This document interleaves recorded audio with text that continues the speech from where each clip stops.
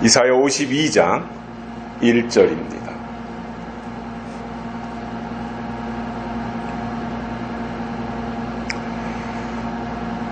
시온이여 깰지어다 깰지어다 내 힘을 입을지어다. 거룩한 성 예루살렘이여 내 아름다운 옷을 입을지어다. 이제부터 할례받지 않은 자와 부정한 자가 다시는 내게로 들어옴이 없을 것임이니라. 아멘. 한 주간 동안도 건강하셨습니까? 요즘 날씨가 추운데 또 미세먼지까지 당분간은 계속 이어질 것이라고 하니 추위와 미세먼지 이 두 가지 다 방어하고 또 코로나까지 또 극복해야 되기 때문에 관리를 잘 하셔야 될 것 같습니다. 제가 어렸을 때 부모님들은 저희 집뿐만 아니라 다른 집도 마찬가지였을 것인데 하기 싫은 공부를 왜 그토록 하라고 강요하셨는지 그 당시에는 이해가 잘 되지 않았지만 제가 결혼해서 자식을 낳아 키워보니까 그때서야 부모님이 이래서 공부하라고 하신 거구나 하는 것을 깨달을 수 있었습니다. 부모의 마음은 자식이 빗나가면 안 되기 때문에 어떻게든 닥달을 해서라도 자식을 반듯하게 키우려는 마음이 모든 부모에게는 다 있을 텐데 그 이유 중에 하나는 이런 것도 있었습니다. 자, 부모는 점점 나이를 먹습니다. 연세가 드셔감에 따라서 기력이 쇠합니다. 그런데 자식을 보니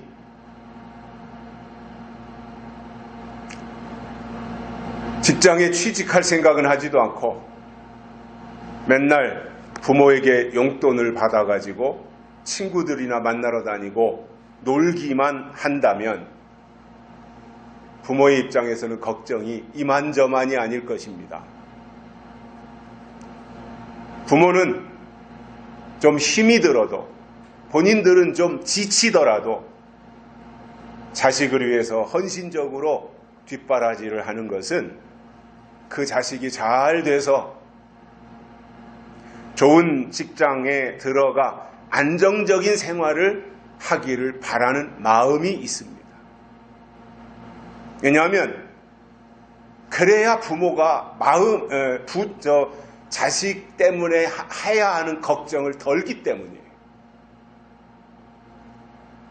부모가 나이가 들었는데 자식은 아무것도 하지 않고 맨날 빈둥빈둥 놀기는 한다면 부모의 마음속에 얼마나 걱정이 되겠습니까? 자식이기 때문에 시시콜콜하게 다 말은 못하지만 부모의 마음속에 얼마나 큰 짐이 되고 걱정이 되겠습니까? 그래서 학생 때 공부하라고 하고 앞으로 장래를 위해서 준비하라고 하고 어떤 직업을 선택할 것인지 준비하라고 하고 이렇게 하는 것은 그것이 자식의 장래를 위해서 하는 일이기도 하지만 그것이 또한 부모 자신을 위한 일이기도 하기 때문입니다. 부모가 나이 들었는데 자식이 잘 되어가지고 자기 일을 척척 알아서 잘하고 돈도 쓸 만큼 벌어가지고 오고 그리고 나이 드신 부모를 위해서 조금씩이라도 용돈을 드린다면 부모는 한시름 덜고 안심을 하지 않겠습니까?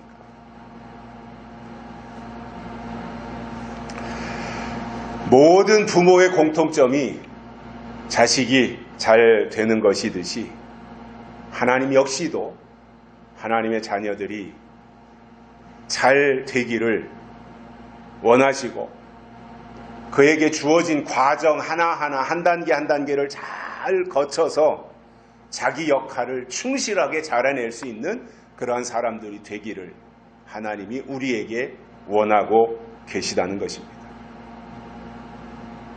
그래서 하나님을 기쁘시게 해드린다고 하는 것이 대단한 것이 아니라고 저는 생각을 합니다. 뭔가 많은 것을, 뭔가 요란한 것을, 뭔가 큰 것을 하나님께서 우리에게 요구하시지 않습니다. 작지만 내가 처한 환경 속에서, 내 여건 속에서 어떻게 하나님을 기쁘시게 해드릴 것인가? 어떻게 하나님의 걱정을 덜어드릴 것인가? 하는 이러한 자세를 가지고 살아간다면 하나님은 그 자체로 만족하시고 또 우리의 필요를 공급하실 것입니다. 오늘 본문에 보면 시온과 예루살렘이 나오고 이 둘은 같은 의미로 사용을 했는데 하나님의 거룩한 거처라는 개념이 제일 많아요. 시온이 되었든 예루살렘이 되었든. 그리고 그분의 왕국, 정의로움과 평화로움의 영역, 그리고 구원, 하나님의 성전, 하나님의 임재, 이러한 것을 떠올리게 하는 핵심적인 단어로 시온과 예루살렘이 사용이 되었습니다.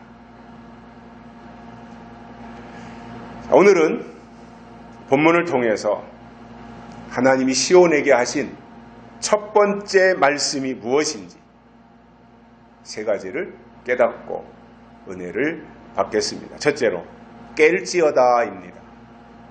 깰지어다, 깨어라 이겁니다.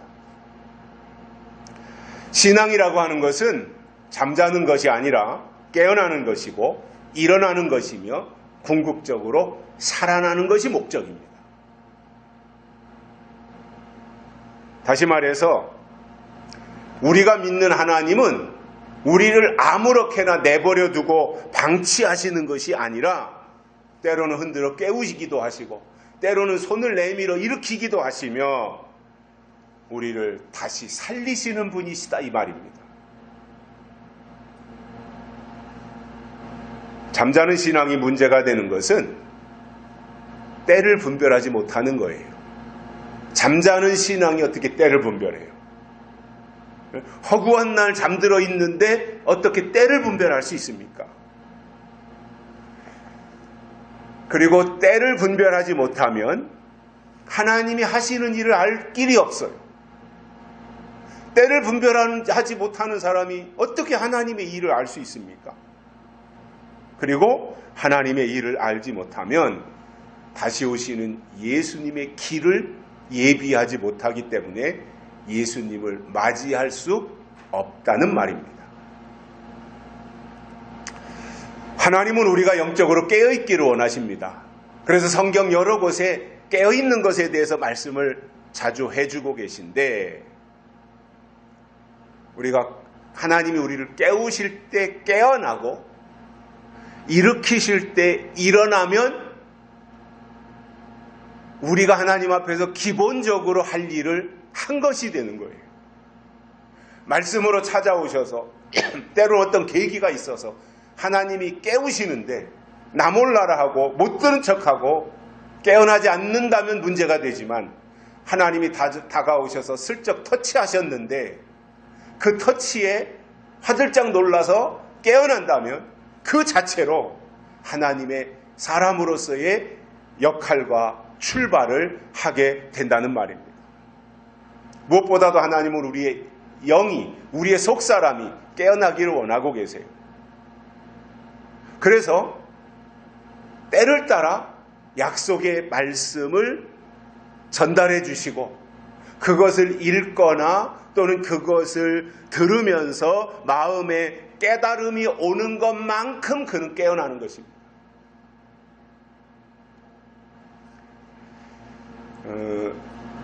개구리나 뱀과 같은 동물은 몸에 털이 없고요. 그리고 몸을 보호할 수 있는 지방층이 없습니다. 그러다 보니 겨울이라고 하는 추위가 오면 그대로 얼어 죽을 수밖에 없어요. 개구리가 어떻게 겨울을 이겨낼 수 있어요? 털도 없는데, 지방도 없는데.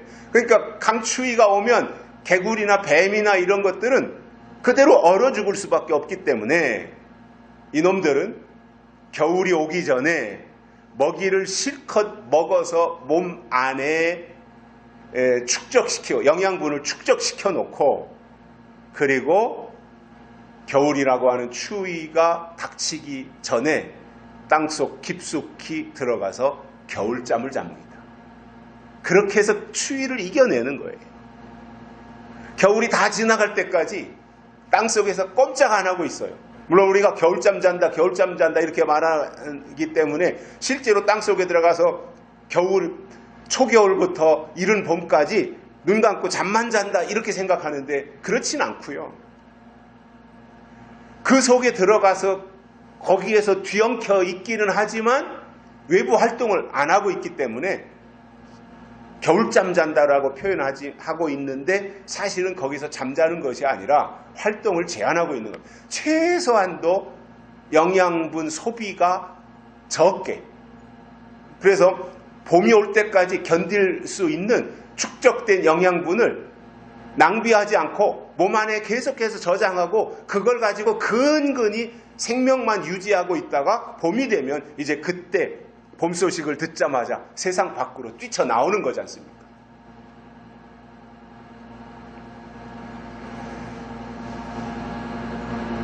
그래서 나름대로 동물들의 세계도 보면 다 어떤 계절에 대한 감각들이 있어요. 개미는 개미대로 계절 감각이 있고, 개구리는 개구리대로, 사바는 사반대로 계절 감각이 다 있습니다. 그래서 그것으로 대비하고 겨울을 이기는 거예요. 그렇다면 하나님의 사람들에게도 영적인 감각이 있어야 된다는 겁니다. 지금이 어느 때냐? 요즘 환경에 대한 중요성을 많이 부각시키고 있지 않습니까? 환경. 그래서 되도록이면 일회용 쓰지 말아라. 또 일회용과 관련된 종이컵이 됐든 비닐팩이 됐든 아니면 젓가락이 됐든 이런 것들을 되도록이면 사용하지 말아라 라고 하는 것이 우리가 편리하기 때문에 일회용을 사용하고 버리는 그 모든 것이 환경을 극도로 오염시키는 물질이기 때문에 점점점 사용을 자제하고 그리고 탄소 배출을 줄이자 이렇게 말하면서 이제 세계가 협약을 맺었잖아요. 탄소 배출을 줄이자. 그래서 선진국들은 유럽에 있는 유엔인가 무슨 환경본부인가에다가 선진국에 해당하는 나라들은 탄소세를 다 내야 돼요. 우리나라도 냅니다.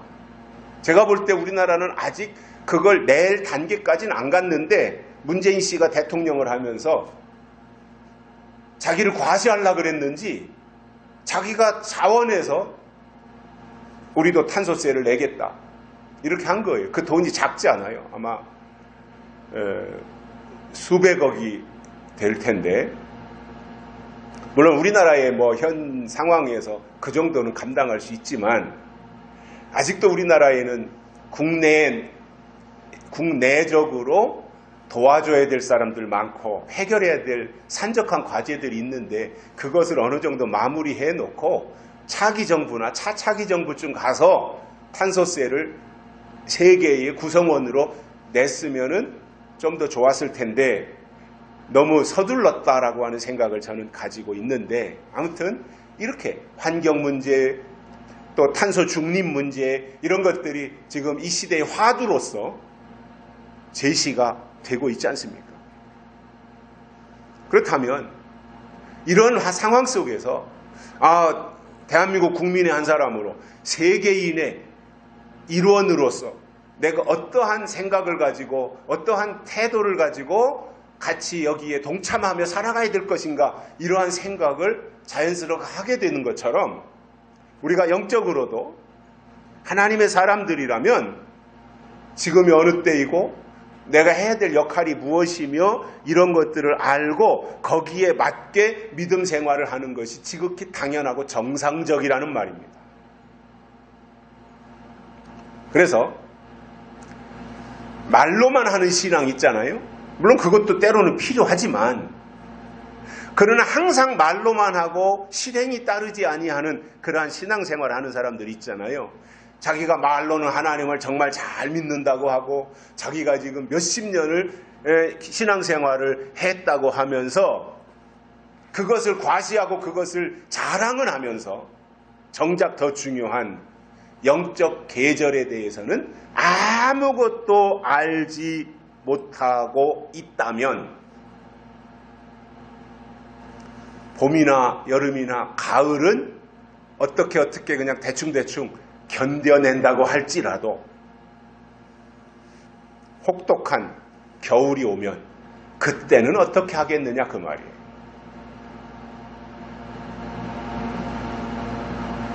로마서 12장 2절에 이런 말씀을 하고 있습니다. 너희는 이 세대를 본받지 말고 오직 마음을 새롭게 함으로 변화를 받아 하나님의 선하시고 기뻐하시고 온전하신 뜻이 무엇인지 분별하도록 하라. 이렇게 말씀하고 있습니다. 그래서 그때마다 하나님의 질서와 섭리 가운데서 하나님의 뜻을 분별하는 것이 믿음입니다. 믿습니다가 믿음이 아니라 하나님의 말씀 속에서 하나님의 때를 분별하는 것이 믿음이다 그 말이에요. 성경에서 깨어있다고 하는 것은 낮에 속했다는 말입니다. 그리고 하나님은 계속해서 우리들을 향해서 깨어있으라고 계속해서 주문하고 계시다는 거예요.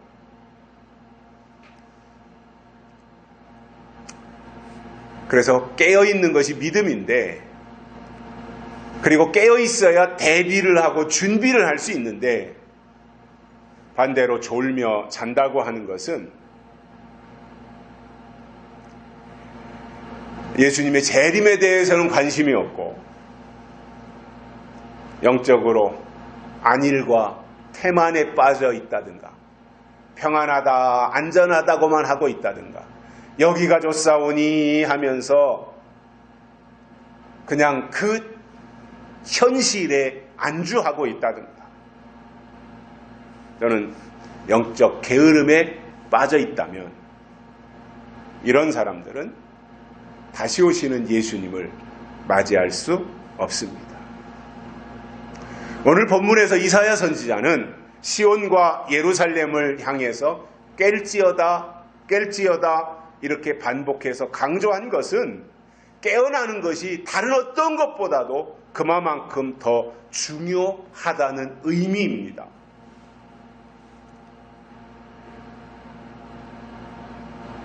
예수님이 땅에 다시 오실 때가 되면 자던 잠에서 깨어나는 것이 정상인데, 오히려 영적으로 더 깊이 잠들어 버린다든가, 아예 영적 기능이나 영적 감각이 무뎌진다든가, 이렇게 된다면 때를 분별할 수 없고 그는 하나님의 사람이 아니라는 말입니다. 그래서 먼저는 영이 깨어나야 됩니다. 우리의 영이, 우리의 속에 있는 하나님의 영이 깨어나야 됩니다. 복음성가에도 그런 찬송이 있죠. 깨어라 일어나라 달리다금 일어나라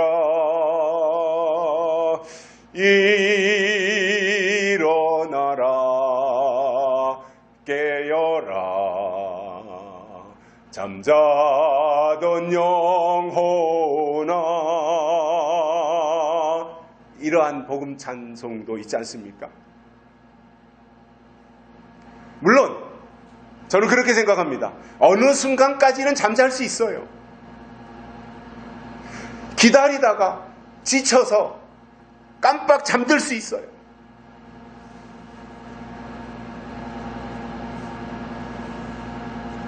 하나님이 약속하신 일이 이루어지기 전 어느 순간까지는 그럴 수 있다고 저는 생각을 합니다. 왜냐하면 영적인 사람이라고 해서 육신이 없어지는 게 아니잖아요. 변화체가 되기 전까지 육신을 그대로 가지고 있지 않습니까? 다만 우선순위가 영적인 것에 있고 위의 것에 있고 하나님께 있고 이런 것을 중심에 가지고 사는 것 뿐이고, 육신은 어느 순간 피곤할 수 있고 지칠 수 있고 고단할 수 있고 뭔가 이렇게 좀 릴렉스 할 수 있는, 긴장에서부터 벗어날 수 있는 이런 것들이 이제 필요하지 않습니까? 그렇기 때문에 등한할 수 있고 한순간이라도 무관심해질 수 있고 그렇지만, 그러나 마음속 저 깊이에는 하나님에 대한 비중이 뿌리내려 있다면 잠깐 소홀히 할 수 있고 잠깐 망각할 수 있고 잠깐 잠들 수는 있지만, 어느 순간 뒤에서 하나님께로부터 신호가 딱 오면 하나님의 사람들은 자던 잠에서 얼른 깨어나게 된다 그 말이에요. 그런 계기가 있다라는 거예요. 열처녀의 비유에서도 보면 신랑을 기다리다가 열처녀 모두 졸며 잤다 이렇게 말하고 있습니다. 똑같아요, 열처녀가. 그런데 신랑이로다 맞으러 나오라고 하는 소식이 들리니까 신랑을 맞이하는 처녀들과 신랑을 맞이하지 못하는 처녀들로 딱 갈라졌던 겁니다. 그 전까지는 똑같은 위치에서 똑같은 생각을 가지고 있었어요. 그들의 목표는 신랑을 맞이하겠다 이 마음이었어요. 다 10명 모두가 다. 그래서 기다리는 동안에는 10명 중에서 누가 신랑을 맞이하는지 몰랐고, 또 10명 모두 다 신랑을 맞이하는 데는 아무런 문제가 없다고 생각했던 겁니다. 왜냐하면 등불을 다 들고 있었기 때문에.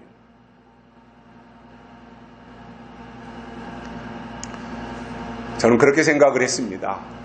여기서 중요한 것은 자느냐 안 자느냐의 문제가 아니라 준비를 했느냐, 이게 더 중요했다라는 겁니다. 그래서 하나님이 원하시는 것을 내 안에 충족하고 하나님이 기뻐하시는 것을 내가 준비를 했다는 것은 그는 이미 때를 알고 주시는 하나님의 명령이 무엇인지를 알았다라는 의미가 됩니다. 슬기로운 5 처녀는 신랑이 오시기를 기다리는데 그릇에 기름을 준비하고 기다리다가 잠이 들었습니다. 그런데 똑같이 다 10명이 잠이 들었는데 신랑이로다 맞으러 나오라고 하는 그 말에 화들짝 놀래가지고 깨어나 곧바로 신랑을 맞이할 수 있었던 것은 슬기로운 5 처녀들이었고, 그들은 그릇에 기름을 준비했기 때문입니다. 하나님의 약속을 믿는다고 하는 것, 또 하나님의 약속의 말씀이 우리 가운데 임재하고 있다고 하는 것, 그래서 하나님의 약속을 믿는 하나님의 사람들은 무엇보다도 영적인 잠에서 깨어나야 됩니다. 그게 다른 어떤 것보다도 더 중요하다라는 말입니다. 그런데 여기서 깨어나는 방법이 있습니다. 하나님이 때를 따라 내려주시는 약속의 말씀을 잘 들으면 그 말씀이 내 안에 들어와 내 영을 자극시키고 내 영을 깨운다라는 것입니다. 그래서 항상 똑같습니다마는 먼저는 하나님의 말씀이 오셔야 됩니다. 그리고 그 말씀이 내 영과 혼과 관절과 골수를 찔러 쪼갤 정도로 그 말씀이 나를 사로잡고 나를 장악해서 말씀의 영향력이 강력하고 압도적으로 되어져야 된다 그 말입니다. 아울러 하나님께 속한 약속의 사람들은 깨어나서 먼저 성경을 보고 본질을 알며 다음으로 세상과 시대를 보면서 징조를 깨닫는 신앙이 돼야 됩니다. 깨어야 되고 징조를 볼 수 있는 안목을 가져야 된다라는 거예요. 그래서 성경에도 보면 깨어나라는 주문이 여러 곳에서 나옵니다. 몇 군데만 말씀을 드리면 고린도전서 16장 13절에서 깨어 믿음에 굳게 서서 남자답게 강건하여라 이렇게 말씀하고 있습니다. 데살로니가전서 5장 6절에서는 그러므로 다른 이들과 같이 자지 말고 오직 깨어 근신할지라 이렇게 말씀하고 있습니다. 요한계시록 16장 15절에는 보라 내가 도적같이 오리니 누구든지 깨어 자기 옷을 지켜 벌거벗고 다니지 아니하며 자기의 부끄러움을 보이지 아니하는 자는 복이 있도다 이렇게 말씀하고 있습니다. 그래서 영적인 신앙이라고 하는 것은 영적인 거 뭐 신령한 거 말로만 이런 것을 주문 외우는 것이 아니라 하나님이 때를 따라 주시는 말씀을 듣고 그 말씀에 의지해서 내 영이 다시 깨어나서 도약하는 것을 의미하는 거예요. 여기서 깨어난다고 하는 것은 낮에 속한 것을 말합니다. 낮에 속한, 빛에 속한 것을 말하고 낮에 속했다고 하는 것은 영적이라는 의미가 됩니다. 이런 사람들은 빛을 통해서 모든 것을 알 수 있고 그래서 그것을 깨어있다라고 하는 것이고 깨어있는 신앙이 다시 오시는 예수님도 맞이할 수 있는 것입니다. 두 번째로는 힘을 입을지어다 이렇게 말씀하고 있습니다. 힘을 입으라 이거예요. 아니 옷을 입는 건 알겠는데 힘을 입으라? 힘을 어떻게 입어요?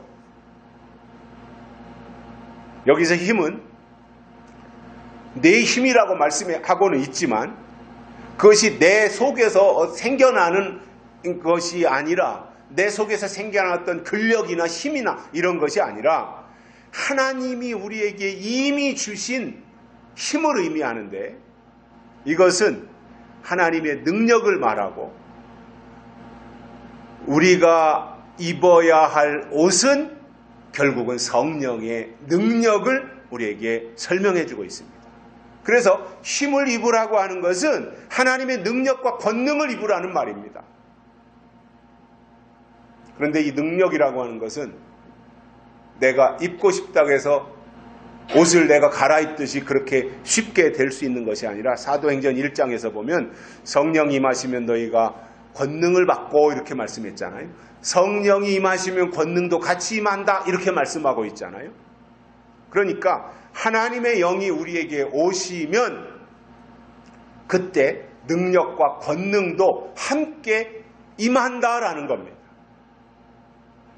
성령 받고 또 따로 능력을 받는 것이 아니라는 말입니다. 성령이 임하시면 너희가 권능을 받고 이것이 동시적인 거예요. 사람들이 착각하는 게 있어요. 은혜 시대 때 하나님 앞에 성령을 받았다고 하는데 또 능력을 따로 달라고 구하는 거예요. 어리석은 거지요. 성령이 임하시면 너희가 권능을 받고 성령 속에는 능력과 권능이 다 포함되어져 있다라는 말씀이 되는 거예요. 예수님 십자가에 달려 돌아가시고 나서 마가다락방에 성령이 임했는데 그 무렵에 성령 임하기 직전에 예수님은 하나님 보좌로 올라가셨어요. 예루살렘을 떠나지 말아라, 약속하신 것을 기다려라 이렇게 말씀하시고 예수님이 하늘로 승천하셨어요.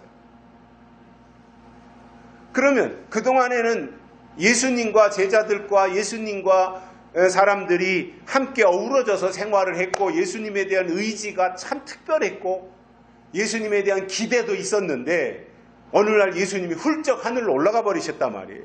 얼마나 공허하겠습니까? 예수님을 따라다니던 사람들이 얼마나 허망하다고 생각할 수도 있지 않겠습니까? 그래서 예수님은 승천하시기 전에 다 불러 모아놓고 내가 너희에게 보내줄 것이 있으니까 그때까지 예루살렘 떠나지 말고 기다려라. 이 말씀을 하셨던 거예요. 그래서 여러분, 성령이라고 하는 거 있잖아요. 하나님의 영을 우리가 받는 데 있어서 어디 부흥에 쫓아다니고 뭐 그냥 거기에 막 떼를 쓰고 매달리고 해서 받는 경우도 물론 있겠습니다만은 본질적으로 중요한 것은 뭐냐면 하나님이 약속하신 것을 기다리고 있으면 때가 되면 하나님이 주신다, 그거예요. 하나님의 약속을 붙잡고 기다리면 때가 되면 약속하신 것을 보내주시겠다. 이것이 성경의 가르침이에요. 그동안 은혜 시대에는 너무 개인적으로 열심을 하나님보다 더 앞세웠고 막 예배당에 와서 뭐 부흥회 때 이런 때 사람들 뒤집어지고 뒹굴고 방언도 하고 은사 받고 그러면 자기도 그걸 부러워하다가 자기도 하겠다고 같이 덩달아 따라서도 했고, 은혜 시대니까 그것이 또 통하기도 했지만 그때는 이제 어떤 수준이라고 말한다면 좀 낮은 단계의 형태였고, 예수님이 다시 오실 때는 하나님이 우리에게 원하신 것이 뭐예요? 장성한 사람이 되라는 거잖아요. 그럼 장성한 사람이 됐으면 장성한 수준에서 뭔가 하나님이 말씀하신 것을 듣고 하나님이 이렇게 말씀하셨구나, 그것에 대해서 동의하고 그것이 이루어지기를 기다리고 있는 것이 수준 있는 모습이고 장성한 자의 모습인 거예요. 하나님은 우리와 대화하자는 거예요. 그런데 4살짜리 제 손자 서겸이하고 저하고 대화가 안 되는 거죠. 그냥 예쁜 짓 하니까 예뻐해주고 잘했다고 칭찬해주고 박수 쳐주고 물어보면 대답해주고 이런 정도지, 손자와 할아버지가 어찌 앉아서 대화가 되겠습니까? 4살짜리 손자하고. 그러나 그 서겸이가 20살이 넘어서 대학생이 되고 군대를 갔다 왔다. 그러면 어느 정도 대화의 공통점이 생겨서 주고받고 의견을 나눌 수 있는 대화가 되지 않겠어요? 하나님이 우리와 대화하기를 원하십니다. 그렇다면 대화의 공통 분모가 있어야 되지 않겠어요? 하나님이 뭘 원하시는가? 하나님의 뜻이 무엇인가? 하나님의 계획이 무엇인가? 하나님이 하실 일이 무엇인가? 이런 것들에 대해서 우리가 생각할 수 있는 그러한 분량까지 우리가 장성해서 하나님 이걸 원하시니까 나도 이렇게 해야 되겠구나. 하나님의 뜻이 이것이니까 난 이렇게 하겠습니다. 하나님이 기다리라고 말씀하셨으니까 저는 그 약속을 붙잡고 기다리겠습니다. 이러한 모습이 장성한 모습이고, 장성하면 하나님과 대화가 가능하고, 하나님과 대화가 가능하면 하나님의 마음을 알 수 있고, 하나님의 마음을 알면 지난주에 말씀드린 것처럼 모든 소유를 그에게 맡기실 수 있게 된다, 그 말이에요. 하나님이 궁극적인 마지막 계획이 그거잖아요. 모든 그동안 하나님이 다 통치하시던 것을 이제 하나님의 아들들에게 다 위탁해서 아들들이 그것을 관리하도록 하시겠다. 이것이 하나님의 궁극적인 목적이잖아요. 그래서 하나님이 혼자 통치하시던 것을 이제 왕권을 주어서 그들에게 위임하시겠다는 거지 않습니까? 그렇다면 영적 성장 내지는 영적 성숙이 우리 안에 이루어져야 돼요. 저는 우리 한국교회의 장점에 대해서 잘 알고 있습니다. 선교사님들을 많이 파견하고 교회 안에서 봉사하려고 그러고 헌신하려고 그러고, 아무튼 그 열심히 있는 것은 제가 잘 알고 굉장한 장점으로 이해하고 있습니다, 제가. 근데 문제가 뭐냐면 성장에는 관심이 없다. 교회 성장은 관심이 많은데 각자 개개인의 영혼 성장에는 관심을 안 가지고 있더라는 거예요. 그러면 하나님 입장에서 볼 때 제일 중요한 게 뭐예요? 개개인의 각자의 영혼이 그리스도의 장성한 분량에 이르기까지 성장하는 것, 이것이 하나님의 뜻이고 하나님의 계획인 것입니다. 성장하기 위해서 말씀을 먹어야 돼요. 양식을 먹어야 되잖아요. 안 먹고 클 수 없잖아요. 우리 영이 자라나려면 하나님의 약속의 말씀을 먹어야 우리의 속사람이 성장하는 거지 않습니까?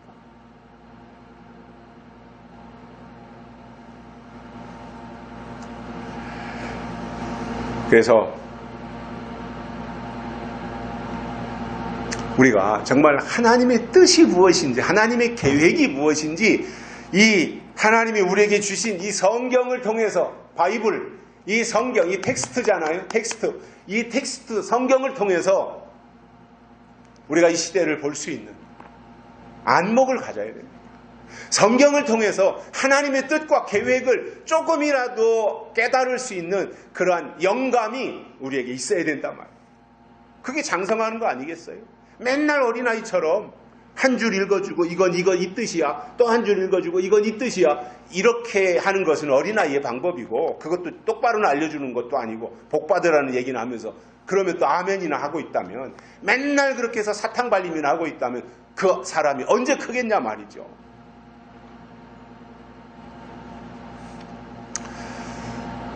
하나님이, 예수님이 승천하시고, 그리고 이제 사람들이 좀 허망해질 수밖에 없는 그 상황. 그러다 보니 500여 형제들이 다락방에 올라갔다가, 마가다락방에 올라갔다가 중간에서 다 떠나가고, 최종적으로 성령을 받은 사람들은 120문도에게 하나님의 성령이 임했는데, 예수님이 하나님 보좌로 올라가시고 마가다락방에 보내주신 성령은 뭐냐면, 그동안에는 예수님이 보혜사로 계셨는데, 보혜사이신 예수님이 하나님 보좌, 하나님이 계신 보좌 우편으로 가셨으니 보혜사가 없잖아요. 그러니까 성령을 다른 보혜사로 보내주셔서 사람들과 함께 하도록 하시는 그 일을 했다는 거예요. 그리고 성령이 오심으로 초대교회가 세워졌습니다. 그래서 이때부터 교회는 성령을 받아가지고 예수 그리스도를 증거하는 일을 하는 것이 교회의 역할인 것입니다. 자, 그러면 하나님의 사람들은 하나님의 힘으로 사는 사람들인데, 이렇게 되기 위해서는 하나님의 힘을 옷으로 입어야 된다는 거예요. 옷을 입어야 행세할 수 있잖아요. 빨가벗고 무슨 행세를 할 수 있어요? 사람이 옷을 입어야 행세하지 않습니까? 출애굽기 15장 2절에 보면 여호와는 나의 힘이시다 이렇게 말했어요. 하나님이 힘이시다 이거예요. 힘을 입으라 그랬으니까. 그런데 출애굽기에서는 하나님이 나의 힘이시다 이렇게 말했고, 시편 18편 1절에서는 나의 힘이 되신 여호와여 내가 주를 사랑하나이다 이렇게 시편 기자가 고백한 것이 나옵니다. 하나님이 힘이시다라는 거예요. 구약성경에 나오는 엘리야는 어느 날 자기가 입고 있던 겉옷을 엘리사에게 주었습니다. 엘리야의 겉옷을 받아든 엘리사가 어느 날 요단강에 가서 엘리야가 준 겉옷을 가지고 요단강물을 막 내리치고 후려치면서 엘리야의 하나님 어디 계십니까? 막 이 옷을 막 두드리면서 물결을 치면서 엘리야의 하나님은 어디 계십니까? 막 이제 외쳤더니 그 순간 놀랍게도 강이 갈라지고 길이 열리는 거예요.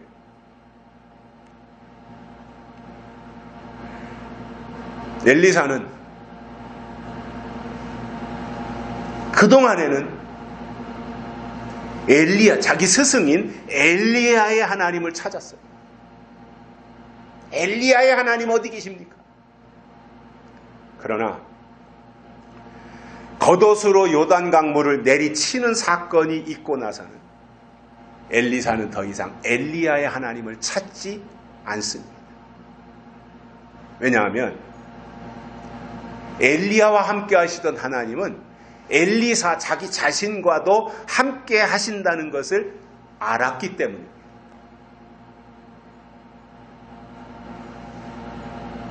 여러분, 우리는 하나님의 능력과 권능을 옷 입어야 됩니다.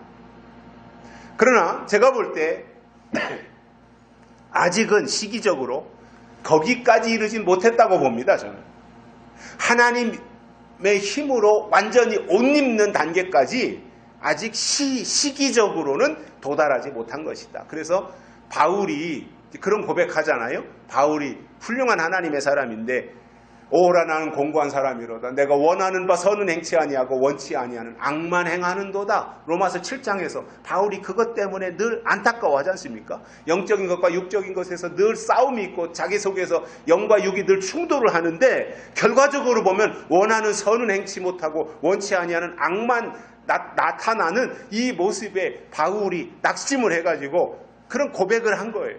원하는 선은 행치 아니하고 원치 않은 악만 행하는도다. 그 모습처럼 우리도 지금은 온전히 하나님으로 옷 입고 살지 못하는 상황이라는 거예요. 그러나 앞으로 하나님이 정한 때가 돼서 계시록 7장에서 말씀하고 있는 하나님의 인치는 역사가 일어나고 그때 하나님의 인치심을 받으면 그는 요한계시록 14장에 나오는 내용처럼 어린 양과 함께 시온산에 설 수 있는 단계까지 가게 될 것입니다. 노아가 방주를 만들 때 하나님의 명령을 1.1획도 저버리지 않았어요. 하나님이 말씀하신 것을 노아는 하나도 땅에 떨어뜨리지 않았어요. 그 결과 방주를 완성할 수 있었던 노아는 자기 의지로 자기 신념으로 방주를 만든 것이 아니라 결국 하나님의 능력을 덧입은 결과 그가 방주를 끝까지 완성할 수 있었던 것입니다. 순간순간 인간의 육성이 나올 수 있잖아요. 사람인데 인간의 감정이 뛰쳐나올 수 있지 않습니까? 조롱하는 사람들 가서 그냥 이단 옆차기로 한번 걷어찰 수 있잖아요. 그런데 노아는 방주를 만드는 기간 동안 그러지 않았어요. 그 힘이 어디서 나왔겠어요? 하나님의 힘을 덧입은 데서 나온 것이다. 저는 그렇게 생각을 합니다. 다윗이 골리앗이라고 하는 희대의 장수를 이스라엘의 장수들이 많이 있지만 아무도 골리앗과 싸우려고 안 합니다. 다 잠수 탔습니다. 어디로 도망가고 숨어버렸습니다. 그런데 목동 다윗이 물맷돌 하나 들고 골리앗을 향해 나아가 다름질 쳐가서 물맷돌 한 방으로 골리앗을 물리칠 수 있었던 것은 다윗의 재능이나 다윗의 실력이 아니라 하나님의 능력이었던 것입니다. 아무리 과학이 발달하고 또 세계 문명이 고도로 발전한다고 할지라도 하나님은 여전히 하나님이십니다. 하나님은 여전히 창조주이십니다.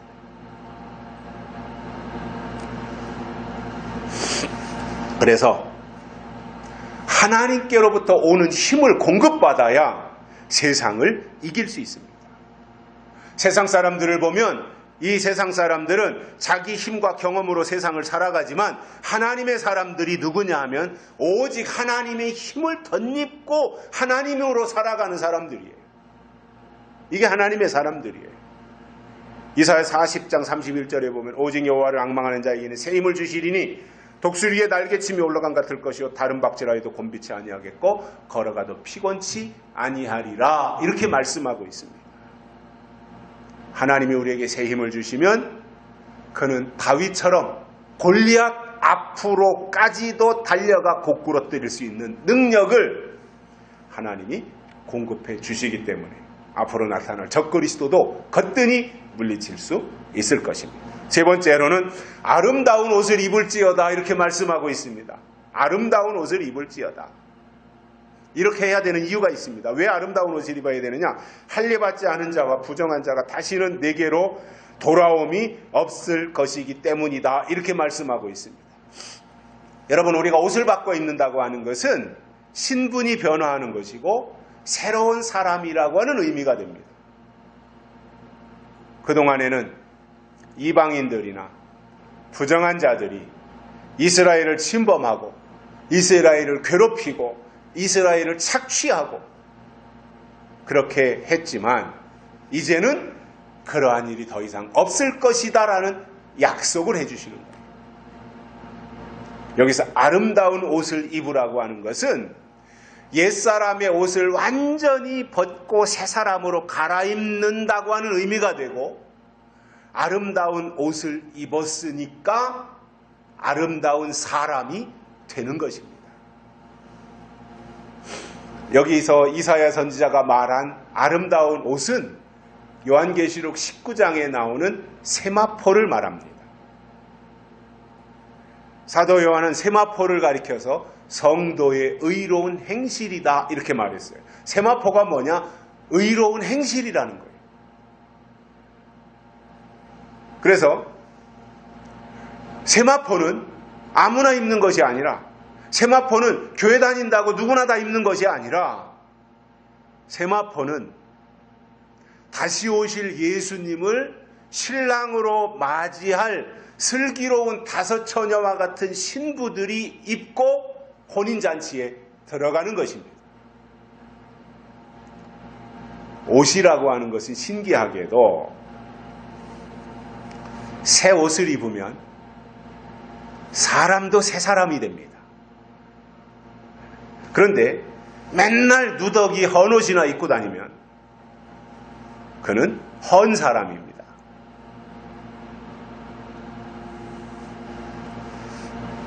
그래서 결혼식 날 보면 신부 화장을 하고 가장 예쁘게 자기 자신을 치장한 후에 웨딩 드레스를 입고 결혼식장에 들어가고, 그날 그 신부를 맞이하는 신랑은 이발을 한다든가 머리를 탁 이렇게 멋있게 손질을 하고, 그리고 새로 산 양복으로, 그리고 와이셔츠 넥타이까지 새 것으로 딱 갈아입고 나타나면 모두가 다 우와 합니다. 멋있네, 새 신부네, 새 신랑이네, 이렇게 부릅니다.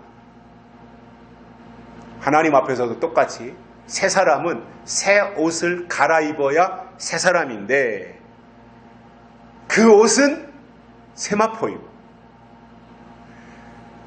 그 옷을 입고 다시 오시는 예수님을 신랑으로 맞이하게 된다는 말입니다.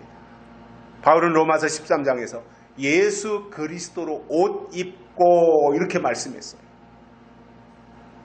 에덴 동산에서도 보면은 그들이 처음에 하나님이 에덴 동산을 창조하셨을 때 거기서는 그냥 다 벌거벗고 살았는데, 선악과를 따먹은 후에 벌거벗은 자기들의 모습에 부끄러운 것을 알고 나뭇잎을 따서 자기 몸을 가렸습니다. 그때는 옷이 없으니까 나뭇잎 이파리를 따가지고 몸을 가렸습니다. 그러다가 하나님이 가죽옷을 입혀주세요. 그리고 신약에 와서는 예수 그리스도를 옷으로 입으라 이렇게 말씀하고 있어요.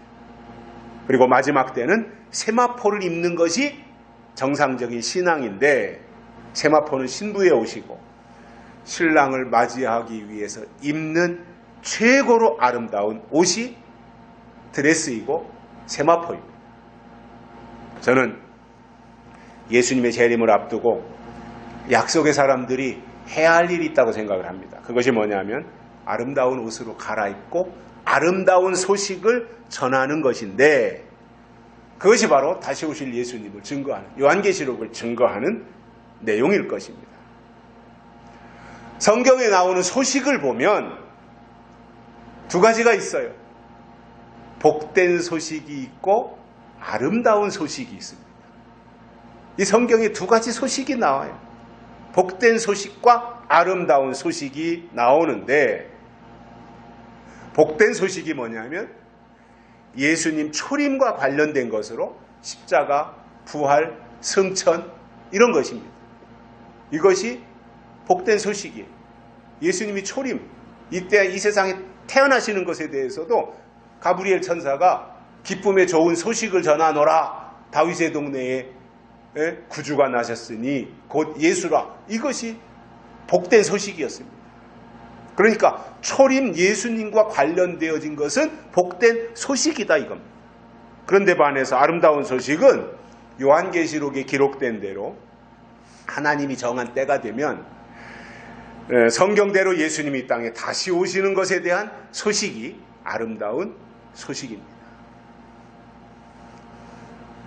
신약 성경에 예수님이 다시 오신다는 말씀이 318번이나 나오는데 이 말은 때가 되면 예수님은 반드시 다시 오신다고 하는 것을 이 정도로 강조한 겁니다.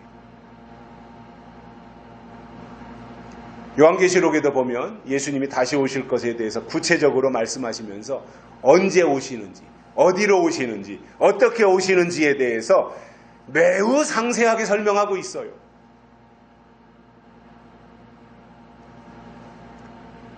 계시록 22장 7절에 보면 보라 내가 속히 오리니 이 두루마리의 예언의 말씀을 지키는 자는 복이 있으리라 하더라 이렇게 말씀하고 있어요. 또 22장 12절에는 보라 내가 속히 오리니 내가 줄 상이 내게 있어 각 사람에게 그가 행한 대로 믿은 대로지요. 행한 대로 갚아주리라 이렇게 말씀하고 있습니다. 계시록 22장 20절에 보면 이것들을 증거하신 이가 이르시되 내가 진실로 속히 오리라 하시거늘 아멘 주 예수여 오시옵소서. 계시록이 끝나는 22장으로 계시록이 끝나고 계시록 22장으로 성경이 다 끝나는데 끝나는 그 마지막 22장에 예수님이 속히 오시겠다라고 3번이나 반복해서 강조하고 있다라는 거예요. 무슨 말이에요? 예수님은 오시고야 만다 그 말이에요. 우리는 신앙생활을 하면서 어떤 때는 내 기분 내키는 대로 할 때가 있지만 그것이 아니라 신앙생활은 성경에 기록된 말씀대로 믿는 사람들이 되어야 하고 그것이 우리가 가져야 될 태도입니다. 성경대로 믿자. 그래서 우리 주보 앞에 있는 바이블 빌리버가 되자. 성경대로 믿는 사람들이 되자. 다른 교회도 성경대로 믿자 이거 강조하는 교회들이 있어요. 그런데 성경대로 믿자고 하면서 계시록은 감춰놔요. 계시록은 말하지 않아요. 그러면 성경대로 믿자 이 말 하지 말아야 돼요. 성경대로 믿자고 하는 것은 뭐예요? 창세기부터 요한계시록까지 66권이 성경이에요. 그러면 그동안에는 창세기, 출애굽기, 레위기, 신약에서 마태복음, 마가복음, 누가복음 쭉 이어져 왔고 이제 남은 약속이 요한계시록을 통해서 이루어질 때가 되었다면 계시록을 말해야 성경대로 믿는 거예요. 하나님의 사람들은 때가 되면 아름다운 옷으로 갈아입고 아름다운 사람으로 변화되어 아름다운 일을 하게 되는 것이 하나님의 뜻이고 이것이 예수님을 맞이하는 사람들이 갖춰야 할 모습입니다. 결론으로 오늘 본문 말씀처럼 약속의 말씀으로 우리의 영이 깨어나서 하나님으로 힘을 입어야 돼요. 그리고 아름다운 옷을 입고 하나님의 뜻을 말하며 예수님이 다시 오시는 일의 역할을 감당하는 하나님의 사람들이 되시기를 주의 이름으로 축복합니다. 살아계신 하나님 아버지 감사합니다. 오늘 또 우리를 불러주시고 말씀을 듣게 해주셔서 감사를 드립니다. 오늘 또 주신 말씀 우리의 마음판에 새기고 이 말씀이 이유가 되어서 우리에게 있어야 될 것들이 하나님께로부터 공급되어 우리가 하나님을 힘입게 하여 주시고 그리고 아름다운 옷으로 갈아입어 늘 깨어있는 신앙생활을 할 수 있도록 축복해 주옵소서. 다시 오실 예수님의 이름으로 간절히 기도드리옵나이다. 아멘.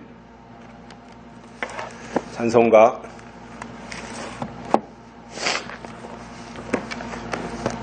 248장 1절과 4절 부르시겠습니다.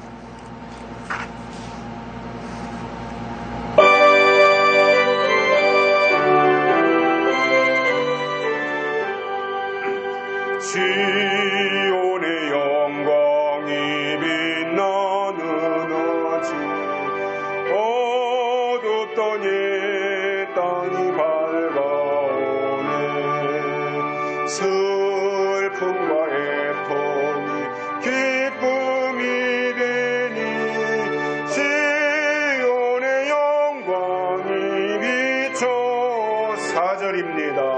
땅들아 바다야 많은 섬들아 찬양을 주님께 드리어라 싸움과 죄악에 참혹한 땅에